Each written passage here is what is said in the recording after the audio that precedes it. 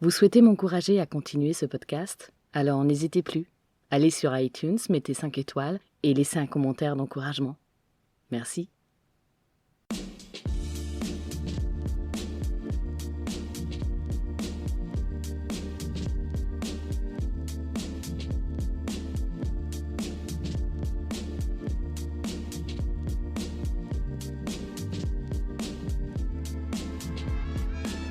Bienvenue dans les entretiens Restez dans le flow.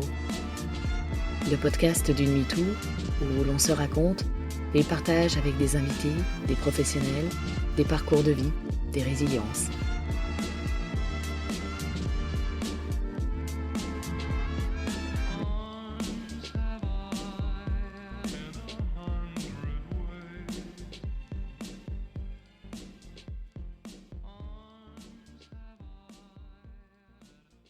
Bonjour Anya. Bonjour Florence.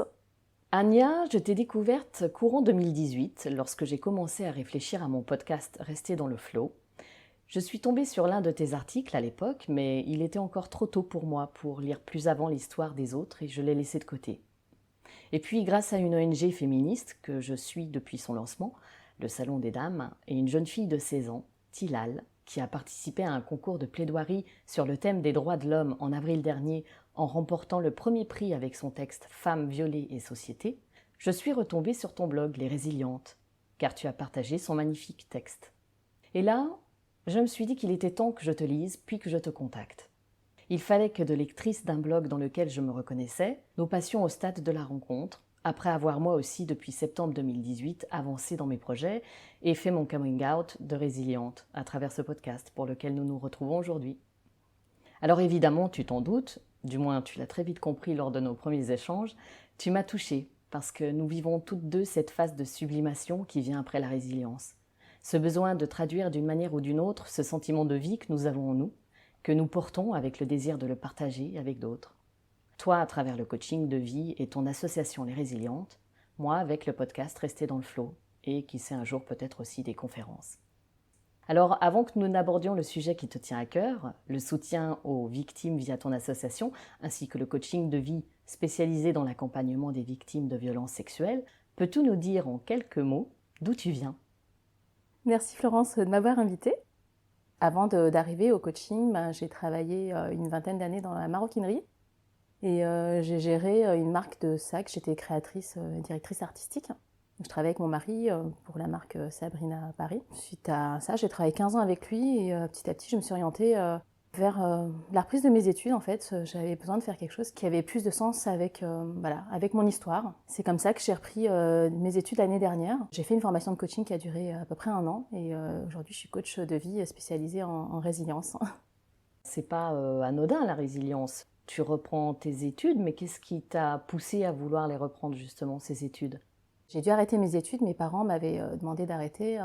Ils tenaient un atelier de maroquinerie et puis ils avaient pris une boutique en parallèle et m'ont demandé d'arrêter mes études pour tenir la boutique. Donc j'ai accepté, un peu à contre-cœur parce que j'avais pas trop le choix non plus, j'étais l'aînée de la famille. Et je me suis occupée de leur boutique comme ça pendant 6 ans.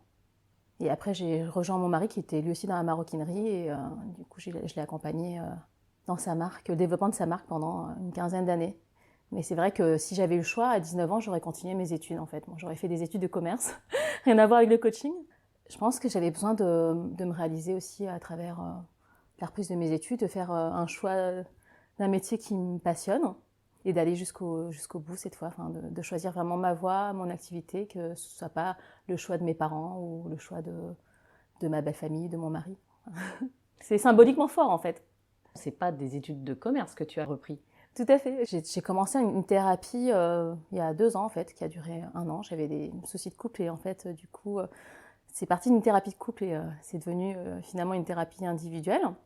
Pendant ma thérapie, j'ai beaucoup travaillé sur moi-même en fait, mes besoins, mes aspirations. Et ça m'a orientée vers un bilan de compétences. Donc j'ai fait début de l'année dernière, ça a duré 4 mois. Et je cherchais un peu ma voie, je savais que j'avais envie de reprendre des études, mais je ne savais pas vraiment dans quoi. Je savais plutôt dans l'accompagnement humain, c'est sûr, mais à un moment, je pensais être psychothérapeute, parce que c'est quelque chose qui m'intéressait aussi.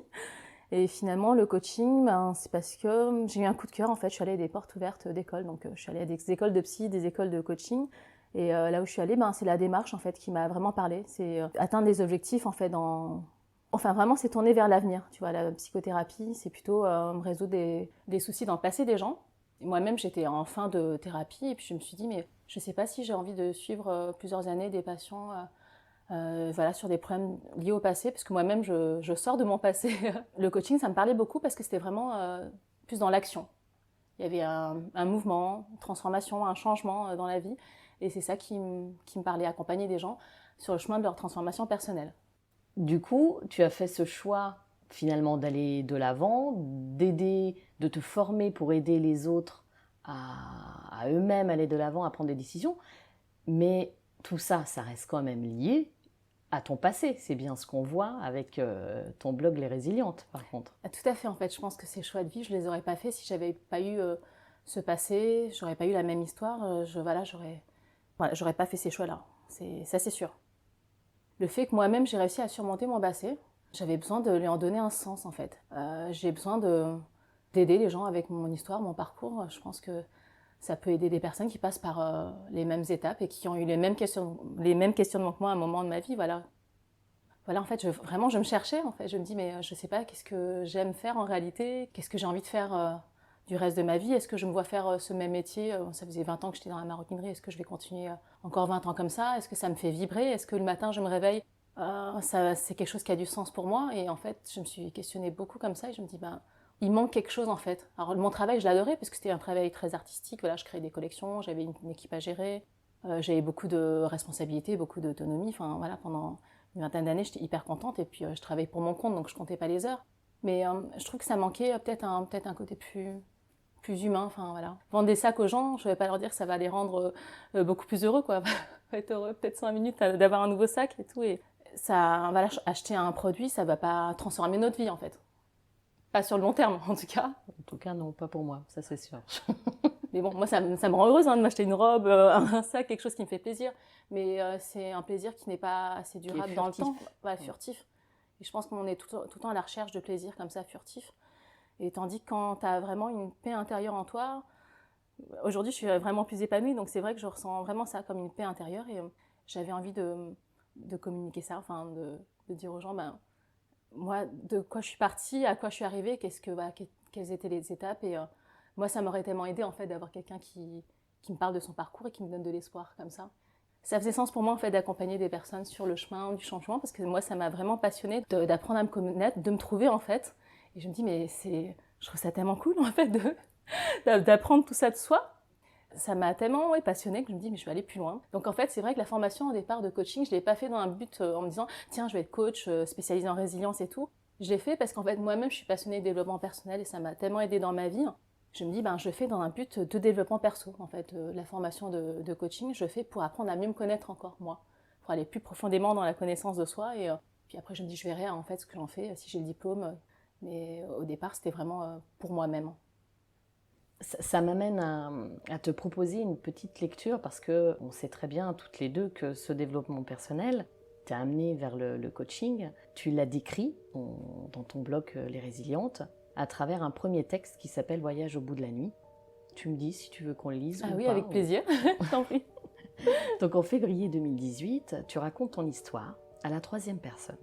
Tu prends cette jeune fille que tu étais, de 15 ans qui en paraissait 12, et de son enfance volée, passant en une nuit de l'autre côté du miroir, basculant trop tôt dans le monde des adultes, comme tu le dis.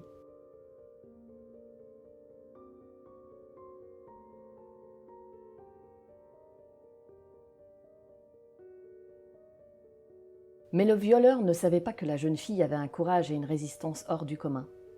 Elle sortit vainqueur de ce long et douloureux combat contre elle-même. Elle gagna la bataille contre ses démons intérieurs et réussit à surmonter ce passé, à le transcender, à en ressortir grandi. Elle survécut à la nuit, à cette pénombre qui n'était pas si infinie. La nuit noire prit fin et céda sa place au jour qui put enfin se lever. Au bout du tunnel noir, il y avait bien de la lumière. Il lui aura fallu un peu plus de 20 ans pour faire ce chemin qu'elle seule pouvait faire. Aller à la rencontre d'elle-même, apprendre à se reconnaître, apprendre à se connaître, s'apprivoiser, vivre en paix avec elle-même, s'accepter dans la bienveillance, découvrir des ressources infinies en elle. ressentir l'amour de la vie, découvrir sa capacité de résilience et se libérer enfin. Ça, c'est un très beau passage de ton texte que tu as publié au début en lançant ton blog. Oui, c'est un texte qui date d'un peu plus d'1 an et je suis très émue en fait de l'entendre parce que je ne l'ai pas relu en fait depuis que je l'ai publié. En fait, je relis rarement mes textes. Du coup, je suis vraiment émue d'entendre ces mots-là que je sais que c'est moi qui les ai écrits, mais ça fait étrange de les entendre lire.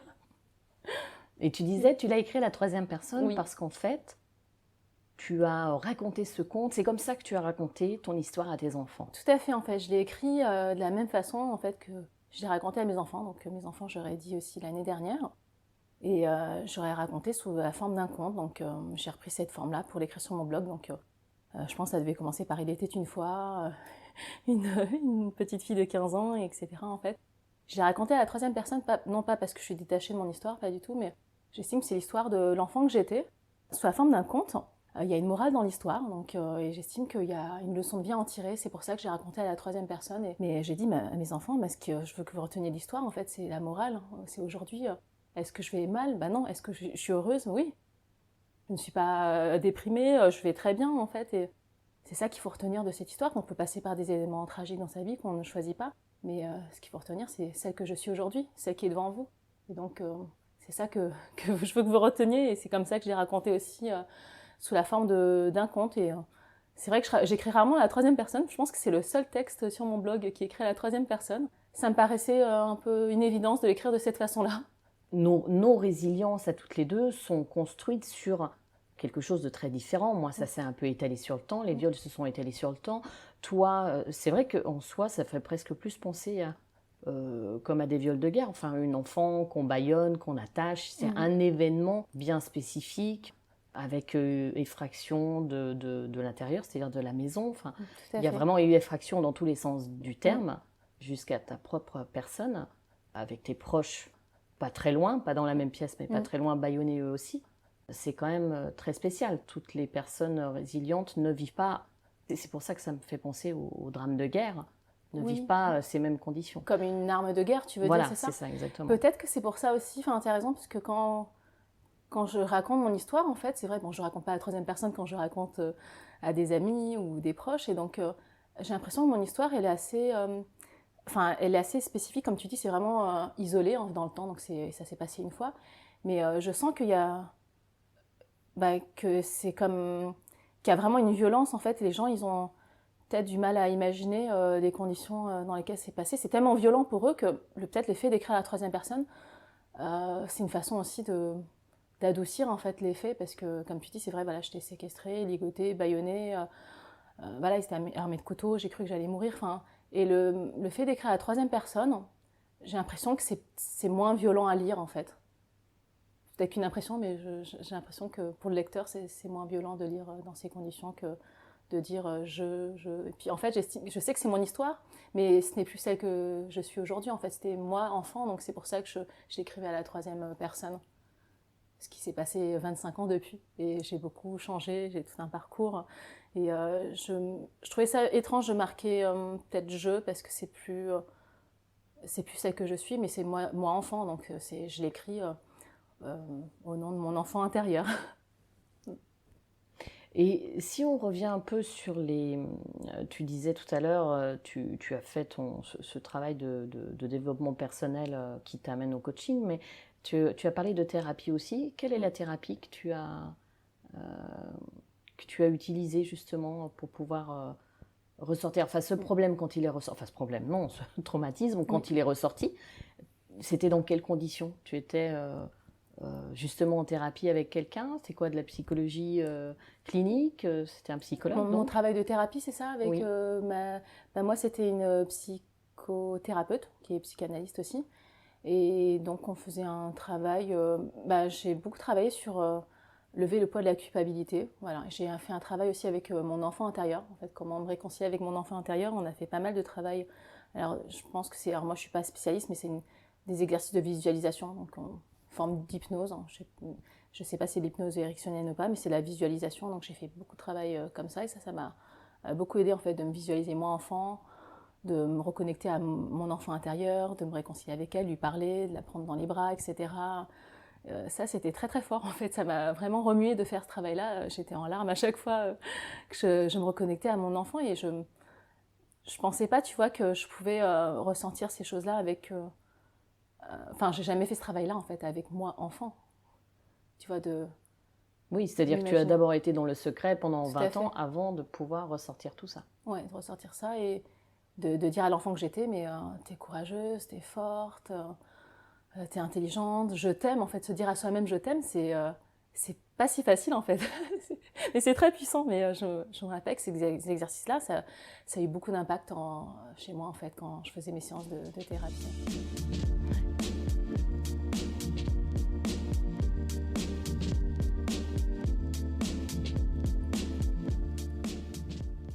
Après, c'est vrai que j'ai lu pas mal de livres, comme tu dis. Enfin, moi, je suis passionnée de développement personnel. Ça m'a beaucoup aidée aussi. C'est vrai qu'en fait, moi, dans ma vie, j'ai une série de deuils dans ma famille à partir de 2012. Donc, 2012 à 2018, j'ai une série de 5 deuils, tous du côté de ma mère. Donc, c'était un par an. C'était très éprouvant pour moi. Et c'est à partir de là que j'ai commencé à beaucoup me questionner sur moi-même. Et il y a un décès qui m'a beaucoup remuée. C'est parce que j'ai perdu le troisième décès en fait dans la famille. J'ai perdu ma cousine qui était âgée de 15 ans. Et c'est l'âge que j'avais moi-même quand j'ai été violée. Et ça m'a beaucoup renvoyée à toi? moi-même en fait. Donc je me dis, mais elle est décédée des suites d'une leucémie.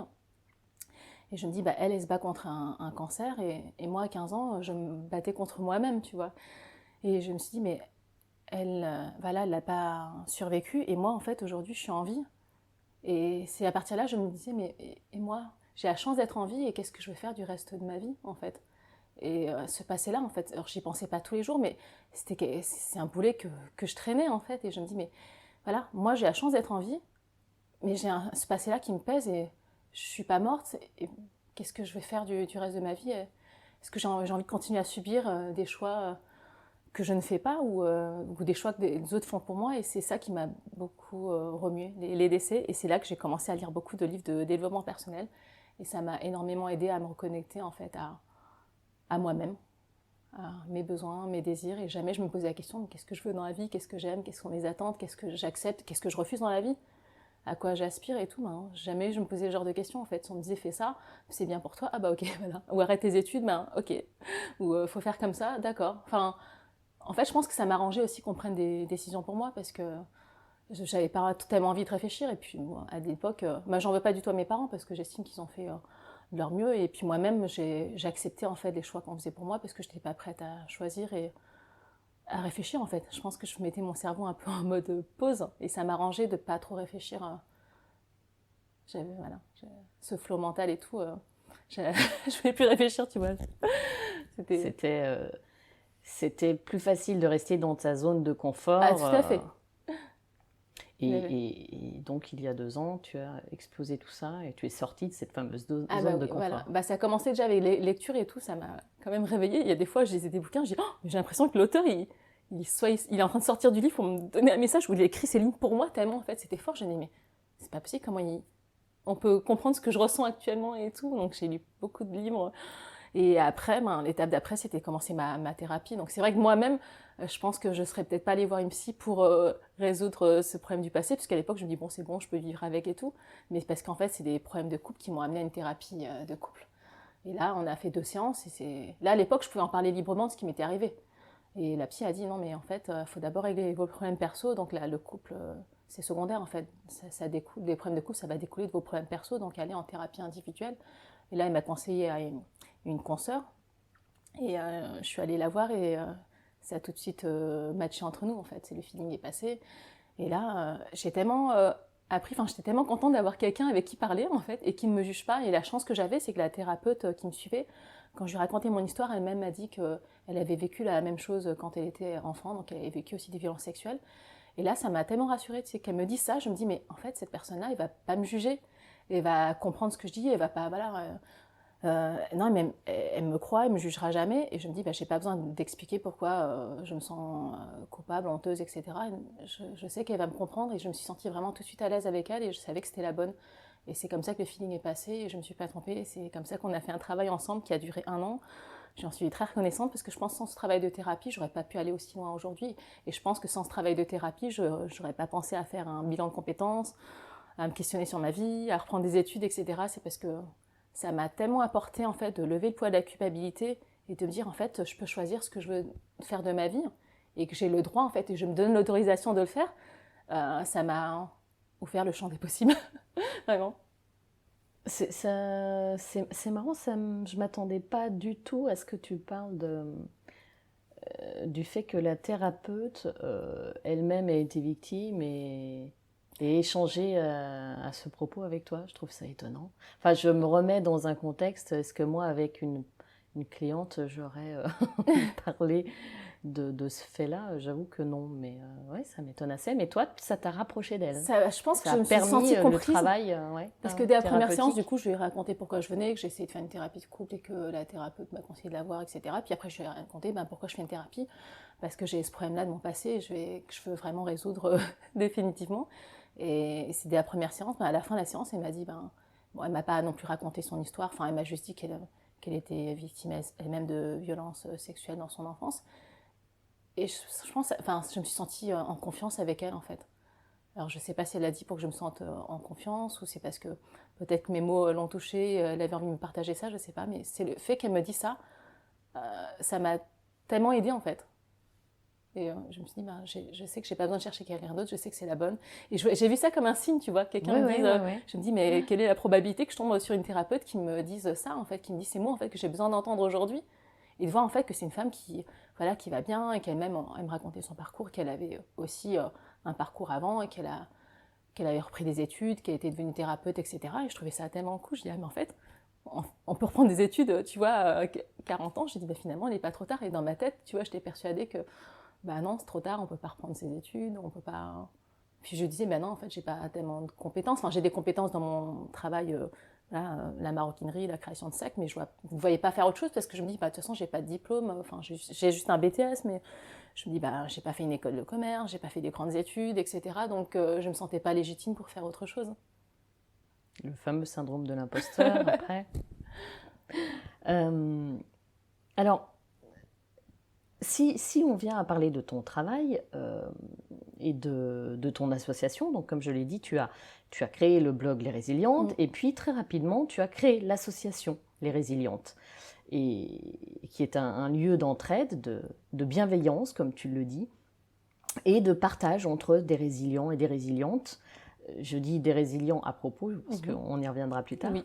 Et comme tu le dis, on choisit de parler et de ne plus se taire, de libérer la parole, redevenant auteur et acteur de nos vies, maître de notre destin et de notre propre bonheur. Donc, est-ce que tu peux nous parler, nous présenter justement qu'est-ce que c'est les résilientes, qu'est-ce que c'est que ce groupe de parole pour les femmes, et puis depuis très peu de temps pour les hommes aussi.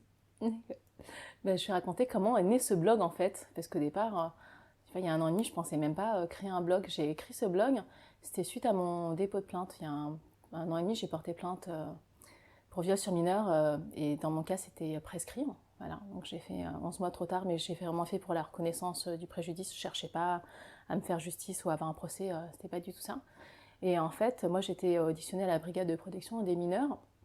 Ça a duré 5 heures, c'était vraiment très éprouvant. Et à la suite du dépôt de plainte, j'ai eu juste un récépissé de dépôt de plainte pour viol sur mineur et j'ai pas eu la copie de ma plainte. Donc, et je me suis sentie vraiment dépossédée de mon histoire. Donc bon, ils m'expliquaient qu'ils ne me donnaient plus de copie à l'époque parce qu'ils avaient eu des soucis avec d'autres personnes et bon, ça, je l'ai entendu. Et je me suis dit, franchement, j'ai passé 5 heures de ma vie comme ça à auditionner au bureau de la police. Et je me dis, c'est injuste que je sois privée de ma propre histoire. Et du coup, je me dis, c'est pas grave, de toute façon, mon histoire, je la connais, ça m'appartient et dans ce cas, je vais l'écrire en fait. Et j'avais envie à ce moment-là de partager. Je dis, mais dans ce cas, je vais écrire ça sur. Alors, avant que ce soit un blog, j'ai écrit dans un cahier, etc. Donc, je me dis, pour pas oublier, et j'ai écrit des textes comme ça, de tout ce parcours-là, avant le dépôt de plainte, après le dépôt de plainte, etc. J'avais besoin de mettre tout ça, toutes ces idées en ordre sur une feuille. Et un matin, je me suis réveillée, je me dis, en fait, tout ce que j'ai écrit, en fait, ça me suffit pas que ça reste que dans un cahier comme ça, et j'ai envie de le partager à d'autres personnes. J'ai envie de voir si ce que j'écris, ça résonne pour d'autres personnes, en fait. Et c'est comme ça que j'ai ouvert mon blog en février 2018 et que j'ai commencé à publier. En fait, les articles de blog, c'est ce que j'ai écrit dans mon cahier. Donc, j'ai repris tout ce que j'avais écrit, je les ai découpés sous forme d'articles et c'est comme ça qu'est né le blog. Et au départ, c'est vrai que j'avais pas tellement de lecteurs. C'était bon, d'abord mes amis ou ma famille qui me lisaient. Mais petit à petit, j'ai vraiment eu un lectorat de personnes qui avaient vécu le même type de violence et qui m'écrivaient ou qui me disaient Agnès, ce que tu écris, c'est ce que je ressens. Ou voilà, les mots que tu marques, j'aurais pu les écrire et puis ça résonne pour moi. Et ça m'a touchée en fait d'avoir des retours de lecteurs ou de lectrices. Et après, j'ai des personnes que j'ai rencontrées qui étaient sur Paris. Et donc je me suis dit, tiens, on va boire un café ensemble et me raconter leurs besoins d'en parler. Donc on était 2 au départ et puis elle me disait, tiens, ce serait bien qu'on fasse un groupe de parole, qu'on puisse en discuter, parce que là, toutes les 2, tu vas en échange, ça nous fait du bien, mais ce serait bien qu'on soit plus nombreuses. Je dis, oui, c'est vrai. Et à l'époque, en parallèle du blog, je faisais des formations dans des associations féministes. Je me formais sur tout ce qui était violence sexuelle. Et j'ai fait une série, je pense, de 6 formations auprès du collectif féministe contre le viol. Et une formation qui m'a vraiment passionnée, c'était la création, l'animation de groupes de parole. Et je me suis dit, tiens, en fait, j'ai la formation déjà. Et là, cette personne me donne l'idée de faire des groupes de parole. Je me dis, ouais, pourquoi je ne ferais pas, parce que j'ai ma formation. Et je me dis, en fait, il manque une structure pour le faire, parce qu'il faut que j'ai ma propre asso pour le faire. Donc c'est comme ça que j'ai créé mon asso en juillet dernier. Et je me suis dit, après, il s'est passé 1 mois et quelques, il y avait les vacances. Je me dis, en septembre, si je trouve les personnes, parce que 2, c'est pas suffisant pour faire un groupe, mais j'estime que si on est 3 filles, on peut faire un groupe. Si je trouve les personnes, ok, si j'ai l'asso, si j'ai les personnes, si je trouve le lieu, je vais monter mon groupe de parole.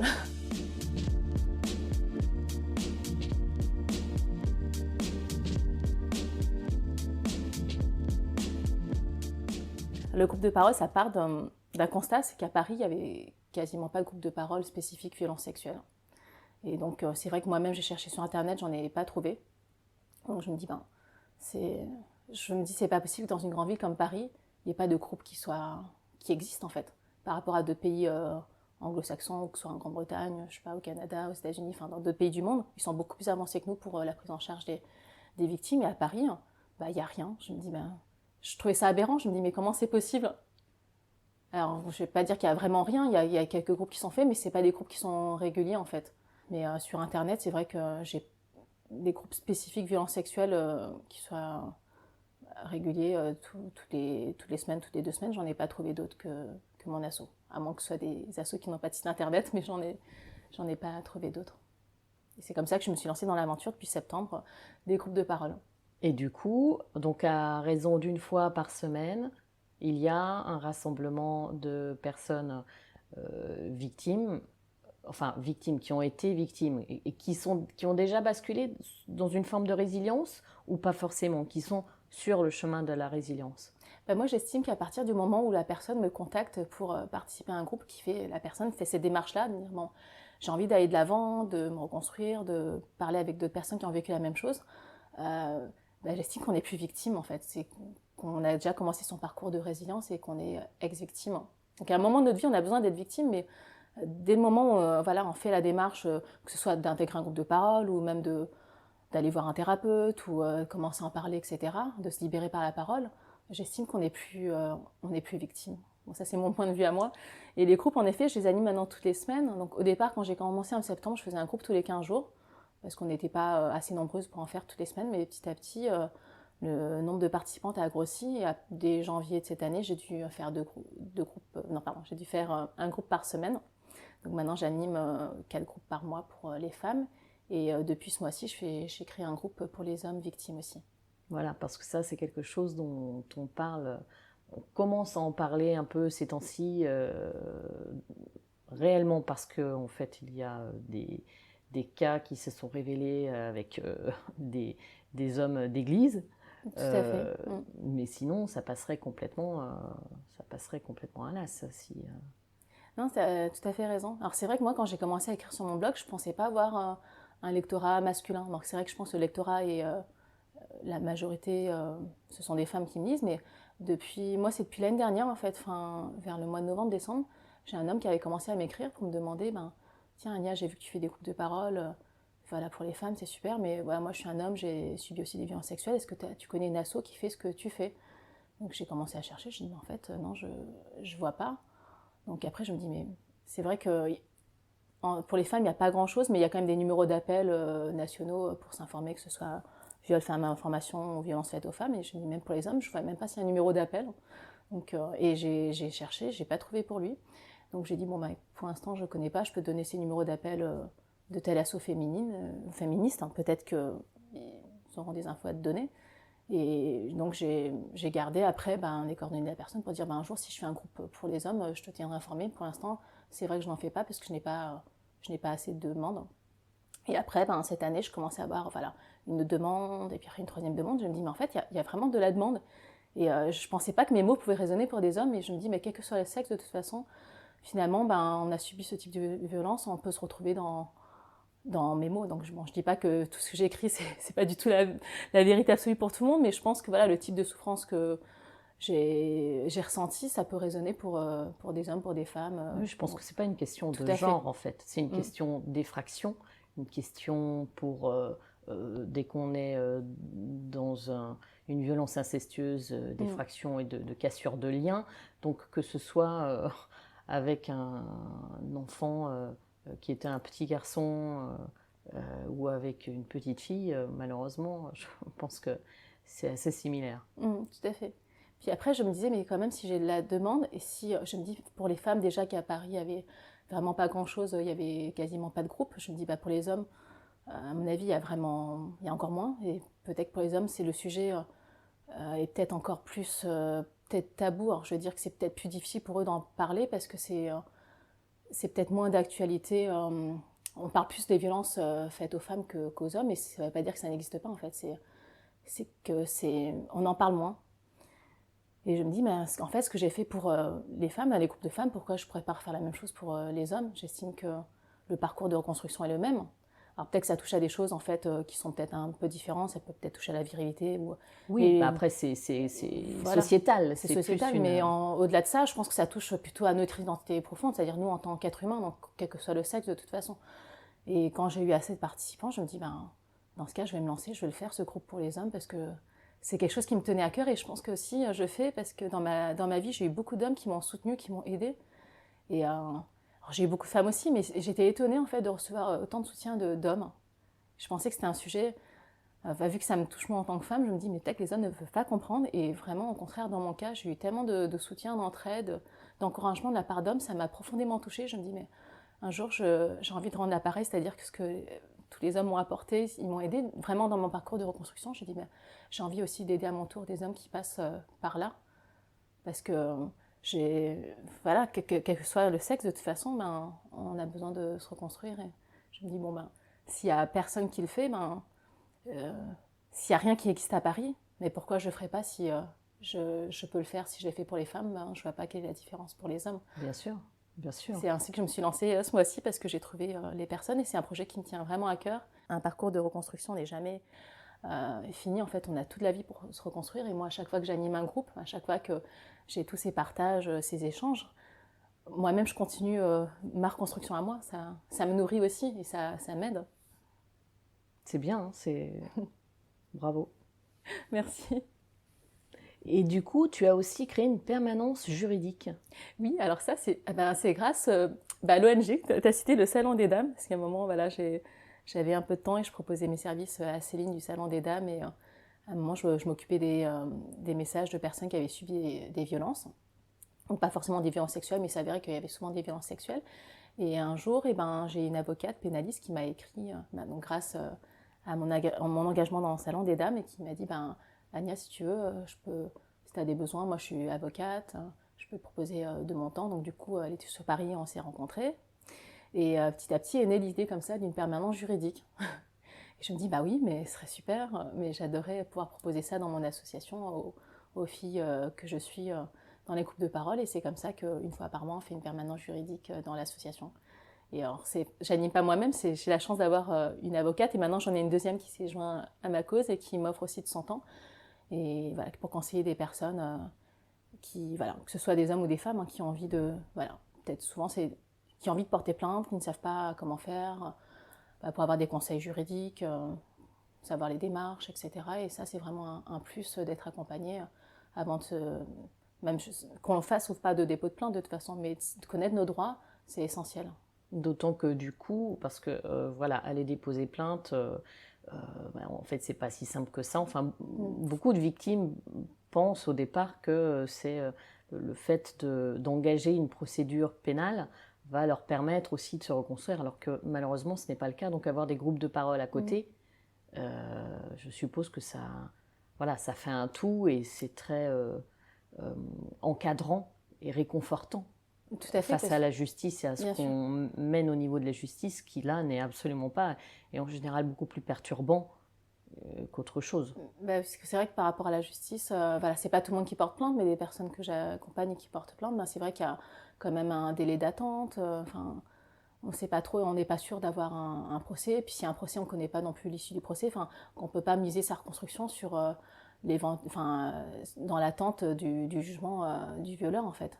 Donc on peut pas mettre sa vie en suspens. Et les groupes de parole, ça nous permet d'échanger, d'avancer. Et, s'il y a des personnes qui sont aussi en procédure, ça, voilà, ça permet d'être rassuré, de savoir, c'est normal d'attendre, il y a un processus en cours, voilà, ou même des personnes qui veulent porter plainte, qui n'ont pas le courage. Enfin, moi, je force personne à porter plainte, j'estime que ça appartient à chacun, c'est notre choix personnel.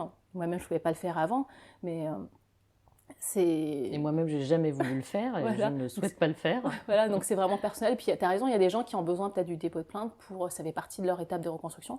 Des gens comme toi, tu n'en as pas besoin, tu estimes voilà, que tu t'es reconstruite d'une autre façon, en fait, et que tu n'en as pas besoin aujourd'hui. Donc, c'est vraiment propre à chacun, donc il n'y a pas un modèle de reconstruction. Mais pour les personnes qui ont besoin de cette étape-là, avoir des permanents juridiques ou avoir des conseils d'une avocate, ça nous conforte en fait déjà. Ça permet de savoir de se sentir légitime de le faire aussi. Et d'avoir quelqu'un qui représente la loi qui nous dit je te crois, ce que tu dis, c'est lui le coupable, il n'avait pas le droit et c'est puni par la loi, c'est passible de la cour d'assises dans un cas d'un viol. On a besoin de l'entendre en fait d'une personne qui fait autorité.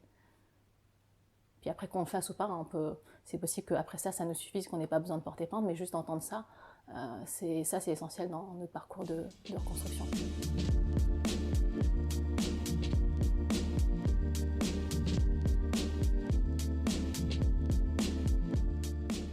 Pour finir, du coup, j'aimerais que tu nous expliques maintenant ta démarche qui t'a permis d'accompagner les résilientes. Alors c'est vrai que tu en as parlé au départ, de ce coaching de vie spécifique aux résilientes. Tu expliquais que c'est ça qui t'a permis, ou en tout cas tu leur permets d'explorer leurs besoins et leurs demandes, leurs aspirations, leurs valeurs, aussi bien que leurs freins, leurs peurs, leurs craintes, pour pouvoir s'en libérer. Mais est-ce que quand même en quelques mots, tu peux nous dire comment ça se passe dans une séance de coaching comme ça avec une résiliente? Si moi j'étais ta cliente, comment ça se passerait? Est-ce qu'on se verrait souvent? Qu'est-ce que tu mettrais en place et en quoi ça m'aiderait? Donc là, c'est les coachings individuels, donc ça c'est différent de ce que je fais en groupe de parole. Les coachings individuels de personnes, donc moi je suis spécialisée pour la résilience après des épreuves traumatiques, notamment des violences sexuelles. Donc alors, ça se fait soit en présentiel, voilà, donc en face à face. Bon, ça peut se faire aussi à distance par Skype par exemple. Donc c'est des séances qui durent environ 1 heure. Alors la première séance en fait c'est vraiment une séance préliminaire où je vais demander déjà d'essayer de comprendre tes attentes, quels sont tes objectifs en fait. Pour avoir un coaching il faut qu'il y ait un objectif. Donc le travail de coaching c'est vraiment différent d'un travail de thérapie. Donc c'est-à-dire que moi je ne vais pas creuser le passé des gens, je ne vais pas décrypter ce qui s'est passé. Donc ça se fait en thérapie. Moi, c'est vraiment ciblé sur le moment présent et l'avenir. Donc en fait, je vais travailler sur qu'est-ce qui bloque aujourd'hui pour avancer, pour aller plus loin et vers quoi tu veux tendre en fait. Donc il faut un objectif dans le futur et une situation présente qui ne te convient pas, que tu as envie de changer. Donc c'est vraiment axé changement, transformation avec un objectif à atteindre. Donc c'est pas des séances qui vont durer des années en fait. Donc ça va être plutôt peut-être entre, disons pour un ordre d'idée, peut-être entre 5 et 10 séances environ. L'espacement, ça peut être, on va dire, toutes les semaines ou toutes les 2 semaines. Mais ça peut être moins long, ça peut être 3 séances, ça suffit, ou ça dépend vraiment de l'objectif. Et c'est vraiment, j'estime que c'est mon client qui est libre, en fait, de voir si il estime que l'objectif est atteint avant, qu'il peut interrompre à tout moment le contrat de coaching. Mais en tout cas, pour qu'il y ait un coaching, il faut avoir un objectif défini ensemble à atteindre. D'accord, donc en fait, au départ, on a cette première séance, ou peut-être une ou deux séances où on définit un objectif, ou je définis un objectif avec toi, mais par contre, je ne vais pas être là pour parler de mon histoire, mais si mon objectif est comme tous les objectifs que j'ai pu avoir dans ma vie, je me prends comme exemple, je pourrais être n'importe qui, hein, je ne l'ai pas forcément vécu. Si à chaque fois c'est mon histoire, c'est ce passé qui agit encore dans mon présent et m'empêche d'avancer, si mes freins viennent de ce traumatisme ou voilà, si ça m'éclate à chaque fois à la figure d'une manière ou d'une autre, comment tu fais toi pour prendre ça en compte? Parce que ton client, il va, même s'il n'est pas là pour en parler, il se peut qu'il en parle quand même à certains moments auxquels on parle. Comment tu gères ça? Comment ça se passe? Tu conseilles d'aller faire une thérapie à côté en même temps, finalement, en parallèle? Pour une personne, comme tu dis, voilà, qui revient souvent à son passé, qui a besoin d'essayer de décrypter ce qui est arrivé et d'essayer de comprendre, si sa demande, en fait, c'est vraiment de comprendre le passé, de décrypter et d'assainir son passé, là, en effet, je peux lui conseiller de faire ce travail-là en thérapie. Donc, en coaching, ça peut être, je vais peut-être donner des exemples peut-être plus parlants de personnes, d'objectifs que j'ai accompagnés en coaching. Dans le cadre de violence sexuelle, par exemple, j'ai accompagné une personne, ça peut être, me préparer à une confrontation avec mon violeur. Donc, après, on définissait ensemble qu'est-ce que c'est pour elle se préparer, etc., dans quelles conditions. C'était aussi, j'ai envie de me libérer par la parole et raconter mon histoire, donc à ma famille, ou d'écrire une lettre à mes proches pour leur dire ce qui m'est arrivé. Donc j'ai besoin d'avoir assez confiance en moi pour le faire. Donc en fait, on travaille vraiment sur la confiance en soi, etc. Donc il y a un travail sur ses ressources en fait aussi. Donc c'est vrai que je ne vais pas dire qu'on ne va jamais placer des gens en coaching. Dans le coaching, je vais placer des gens, mais juste pour chercher les ressources qui sont en eux. Et d'utiliser ces ressources en fait dans le moment présent pour atteindre un objectif qui peut être, par exemple, avoir plus confiance en moi, préparer une confrontation, le dire à mes parents. Donc, voilà. Mais ça peut être aussi des objectifs comme, je ne suis pas épanouie dans mon travail, je veux changer de travail, donc je peux accompagner sur un objectif comme ça. J'ai envie de, je ne vais pas reprendre des études par exemple. En fait, il faut qu'il y ait une situation initiale et avec une situation à venir dans le futur. Donc il y ait un changement et moi j'accompagne sur le chemin du changement en fait. Et dans le passé, j'y vais, mais juste pour rechercher les ressources qu'a la personne. Et c'est vrai que s'il y a des demandes en fait qui sont vraiment liées, que j'estime être liées plutôt à une psychothérapie, je vais conseiller en fait de faire ce travail-là en thérapie parce que je ne pourrais pas faire cet accompagnement en coaching. J'ai pour habitude de poser la question, qu'est-ce que ça représente pour toi le flow? S'il y avait un mot de la fin comme ça, qu'est-ce que le flow? Ça peut être plein de choses en fait, parce que c'est le flux, ça peut être le flux de la vie, ça peut être un flux qu'on a en soi, en fait un flux intérieur aussi. On baigne dans on est dans un monde où il y a partout des ondes, des vibrations, et c'est ça pour moi le flow en fait, c'est les vibrations qu'on émet, c'est les vibrations qu'on reçoit, c'est toutes les ondes autour de nous, et le flow, je pense que c'est lié aussi à mon état, mon niveau vibratoire en fait, c'est-à-dire que je vais attirer à moi ce que j'aimais en fait, tu vois. Si j'ai remarqué le fait d'être heureuse, épanouie, j'attire des gens comme toi, tu vois, qui reflètent mon niveau à moi. À l'époque où j'allais pas très bien, où je me questionnais beaucoup, j'avais pas trop le moral, du coup j'attirais à moi plutôt un flux d'une énergie plus basse, on va dire, voilà. Et pour moi c'est vraiment le flux de la vie, et c'est quelque chose qui fluctue, qui n'est pas constant en fait. Le flux n'est pas le même tous les jours, ça dépend de notre énergie aussi intérieure. Donc c'est quelque chose qui est en perpétuel mouvement, on va dire. C'est le flux de la vie, l'énergie du monde. Voilà. Merci Ania. Merci Florence.